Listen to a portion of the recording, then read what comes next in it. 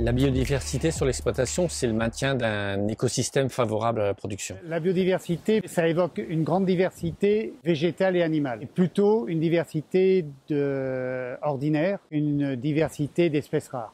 Pour moi, la biodiversité, on va associer ça à la curiosité. Je trouve que c'est intéressant d'avoir toujours en arrière-plan un petit côté observation, recherche, développement, parce qu'il y a toujours des choses à découvrir. On en tire des enseignements et peut-être des actions nouvelles, etc. Je me suis engagé dans le programme Biodiversité pour avoir une vision des pollinisateurs qui sont présents sur l'exploitation, de leur fonctionnement dynamique dans le temps. Et les constats qu'on a pu faire, c'est que pendant la pollinisation des vergers, on a une très grosse masse de fleurs. Les abeilles domestiques sont très présentes, ainsi que des bourdons, ainsi que des abeilles sauvages, des papillons, des mouches.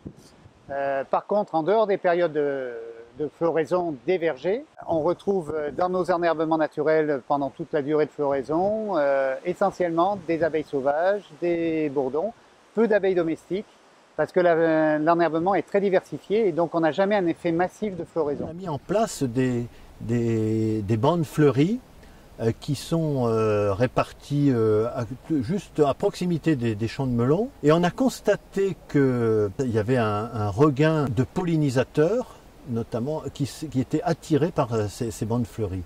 Un entomologiste anglais était venu et avait compté 40 pollinisateurs différents qui travaillaient sur ces bandes fleuries. J'ai la chance, je peux dire ça comme ça, d'avoir des parcelles qui sont dans la zone Natura 2000. Ce qui fait que moi, ça me permet d'observer beaucoup d'oiseaux, de plantes aussi, un petit peu rares. Là-bas, il y a une zone où des cistudes, ce sont des tortues d'eau qui sont préservées, parce que assez rares. Et j'ai mis des bandes enherbées tout le long des marais pour qu'elles puissent se reproduire. Dans notre exploitation, on a laissé des zones qui n'étaient pas aptes à l'arboriculture en replantation d'arbres forestiers et qui servent aussi de réservoir pour la biodiversité. Elles vont servir à abriter donc éventuellement des jeunes chevreuils au printemps, des jeunes lièvres, mais aussi tout ce qui est abeilles, bourdons, parce qu'à aucun moment on va intervenir avec des éléments mécaniques et donc on va préserver cette biodiversité. Le verger est entouré de parties boisées. Donc dans ces parties boisées, on a essayé de favoriser la reproduction, par exemple ici pour le faisan. Donc on a mis en place une volière d'envol et depuis qu'on a mis en place cette technique, on a une population de faisans qui est en très nette augmentation. Donc l'an dernier, on a eu à peu près 4 couvées de faisans, à peu près 8 à 10 faisans d'eau qui sont venus à l'âge adulte. Avec ma structure coopérative à laquelle je suis adhérent, donc je fais depuis cette année, là, je fais le décomptage toute la faune d'auxiliaire, la faune de ravageur du sol sur les cultures type maïs, blé. Et donc avec le repérage des colonies de carabes, de taupins, les vers gris et l'ensemble de ces insectes-là qui sont présents dans les cultures. Au niveau des prairies, moi l'intérêt c'est d'avoir des mélanges gras avec des légumineuses.